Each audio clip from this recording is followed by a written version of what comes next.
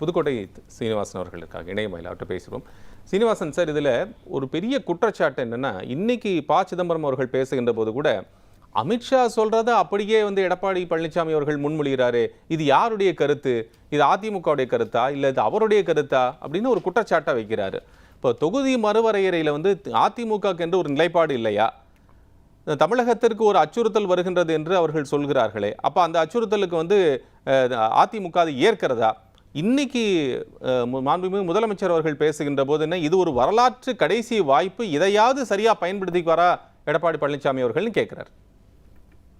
இல்லை, அதாவது மக்கள் தொகை, நிர்வாக வசதி, பிரதிநிதித்துவ சமநிலை இதெல்லாம் கணக்கில் கொண்டு இது நீண்ட காலம் ஐயா தியாகையா சொன்ன மாதிரி அது நீண்ட கால அந்த ப்ராசஸை இப்போதான் அதை எடுத்திருக்கிறாங்க, தாக்கல் செய்திருக்கிறாங்க அந்த மசோதாவை.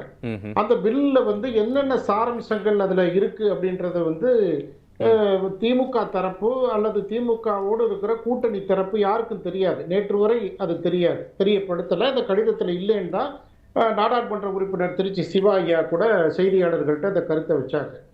அப்ப இந்த மசோதால என்ன இருக்குன்னு கூட ஆராயாம அவசரமா ஒரு கருப்பு கொடி ஏற்றி ஒரு ஆர்ப்பாட்டம் பண்றது, அதிமுக பொதுச் செயலாளரை அதிகப்படியான விமர்சனங்கள் செய்வது, இதெல்லாம் திமுகவினுடைய திட்டமிட்ட ஒரு அரசியல் நாடகம்தான்.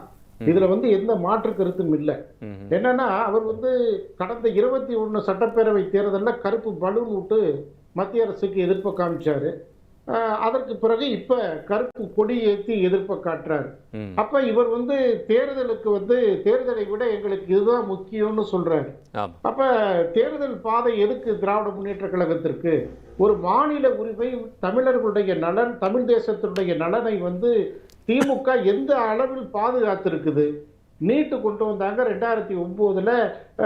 திமுகவும் காங்கிரஸும் அவங்களுடைய அரசு தான் அதை பிரசவிச்சுது. அப்ப அந்த நீட்டிற்கான மக்கள்கிட்ட பொதுமக்கள்கிட்ட கையெழுத்து கேட்டாங்க, தீர்வை சொல்றேன்னு சொன்னாங்க. இதுவரையும் தீர்வு அவங்களால் எட்டப்படலை. அதற்கு பிறகு தமிழ்நாட்டினுடைய மாநில நலன்கள், மாநில உரிமைகளை பத்தி பேசுவாங்க.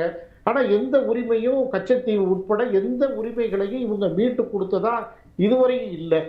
அப்ப தேர்தலுக்கு தேர்தல் இவங்க மாநில உரிமையை பேசுவாங்க. இப்ப அந்த வகையில இந்த தொகுதி மறுவரையை பத்தி பேசுறாங்க. அதாவது அண்ணா திராவிட முன்னேற்ற கழகத்தை இவர்கள் வசைப்பாடுவதோ அல்லது விமர்சிப்பதற்கோ திமுகவிற்கு எந்தவித அருகதையுமே கிடையாது. அப்படிப்பட்ட ஒரு இயக்கம் அது. நீங்க 5 ஆண்டு அதிருப்தியை மறைக்கணும், மக்கள்கிட்ட இருந்து இந்த பிரச்சனைகளை மறைக்கணும். அதற்காக இந்த ஏற்பாடு.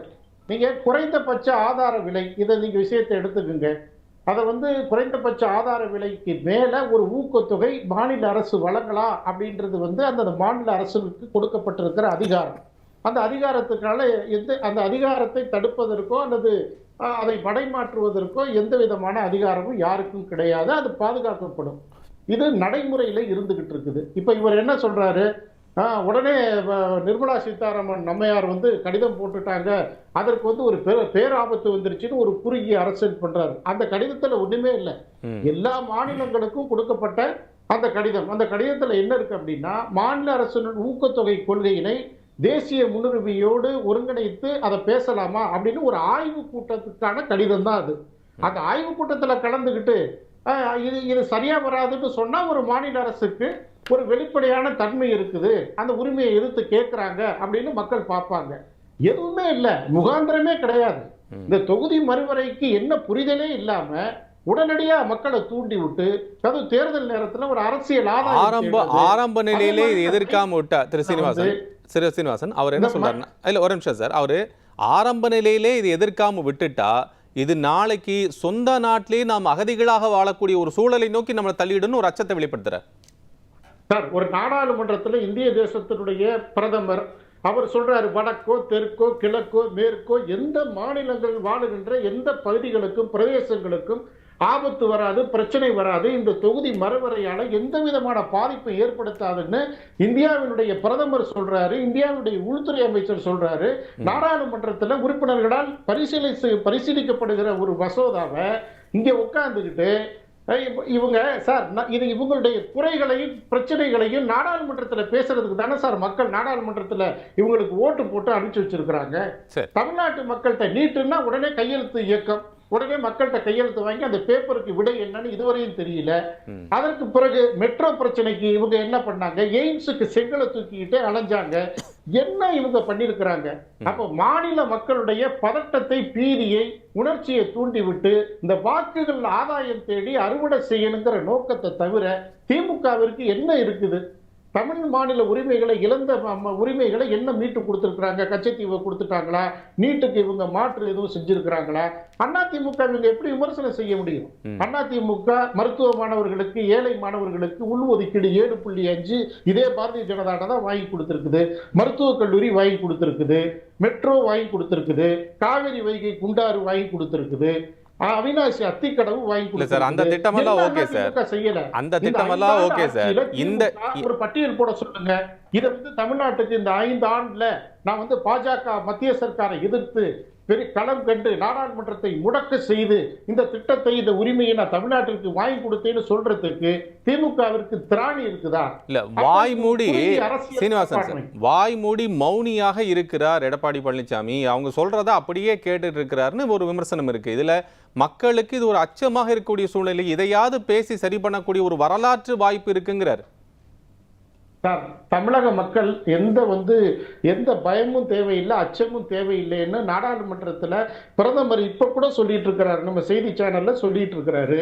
நாடாளுமன்ற உறுப்பினர்கள் ஏகோபித்து தமிழக மக்களுக்கு தொகுதி வரையறை சம்பந்தமா எந்தவித பிரச்சனையும் வராதுன்னு ஒரு பிரதமர் சொல்றாரு, உள்துறை அமைச்சர் சொல்றாரு, நாடாளுமன்ற பிரதிநிதித்துவம் சொல்லுது. அதெல்லாம் கேட்க வேணாமா? திமுக சொல்றது மட்டும்தானா? அப்ப எடப்பாடியார் என்ன சொல்றாரு? தெளிவா சொல்றாரு. எல்லா விஷயத்திலையும் எந்த விதமான அச்சுறுத்தலோ அழுத்தமோ தமிழ்நாட்டிற்கு வராது, எந்த தொகுதிகளும் குறைக்கப்படாது, தொகுதிகள் மாற்றப்படாது, தொகுதிகள் சீரா இருக்கும். மேற்கொண்டு எந்த பிரச்சனை வந்தாலும் சட்ட ரீதியை அணுகிறதுக்கு அதிமுக தயாரா இருக்கு சார். நான் அதை தான் முன்னாடி ஏற்கனவே பட்டியல் போட்டேன். மாநில பிரச்சனைகள் எந்தவித ஒரு குந்தகம் ஏற்பட்டாலும் அனைத்து இந்திய அண்ணா திராவிட முன்னேற்ற கழகம் அது உடனடியா சட்ட ரீதியான பிரச்சனையை எடுத்து அதை கொண்டு போய் அதை ஒரு வடிவமாக்கி மக்கள்கிட்ட மீட்டு கொடுக்கிறது அதிமுக. அவங்க இதுவரையும் சாதனைகளை செஞ்சுட்டு அதிமுக வெளியில சொல்லுது. இதுல என்ன வாய் மூடி மௌனியா கையை கட்டி எங்க நிக்குது? நீங்க தேவைப்பட்டா நாணய வெளியிடுறதுக்கு மத்திய அமைச்சரை கூட்டிட்டு நாணயம் வெளியிடுவீங்க. அப்படி ஏதாவது அரசியல் உள்நோக்கம் இருந்தது அப்படின்னா கருப்பு பலூன் விடுவீங்க, வெள்ளை கொடை பிடிப்பீங்க. இதை தவிர திமுக அரசு, முதலமைச்சர் ஸ்டாலின் தமிழ்நாட்டு மக்களுக்கு இதுவரை என்ன செஞ்சிருக்கிறாரு சொல்லுங்க பாப்போம். அப்போ ஒரு குறுகிய மனப்பான்மை, குறுகிய அரசியலோட அதிமுக விமர்சனம் பண்றதுக்கு முதலமைச்சர் ஸ்டாலினுக்கோ திமுகவிற்கோ எந்த விதமான அருகதையும் கிடையாது. ஏன்னா மத்திய அரசு கிட்ட போராடி பெற்று தருவதுன்னா அதிமுக, உரிமைகளை மீட்டு கொடுக்குதுன்னா அதிமுக. எந்த ஆபத்து வராம இதுவரையும் தமிழ்நாட்டு மக்களை ஒரு பாதுகாப்பு அரணா, இதுவரையும் தமிழக மக்களுக்கு திஞ்சற்றும் எந்த தீங்கு வராம பாதுகாக்கிற இயக்கம் அதிமுக. அதனால அதிமுகவை வாய் மூடி மௌனியா இருக்குன்னு முதலமைச்சர் சொன்னாருன்னா அது நகைப்புக்குரியது, கேலிக்குரியது. தமிழக மக்கள் ஏத்துக்க மாட்டாங்க. தேர்தல் நேரத்துல இந்த மாதிரி ஒரு மக்கள்கிட்ட பீதியை, பதட்டத்தை ஏற்படுத்தினா ஒரு கட்சியோட தலைவரை எப்படி அவங்க ஏத்துக்குவாங்க? நீங்க நல்லா நினைச்சு பாருங்க. தமிழ்நாட்டு மக்களை பொறுத்தவரைக்கும் நல்ல தெளிவா இருக்கிறாங்க, விழிப்போட இருக்கிறாங்க.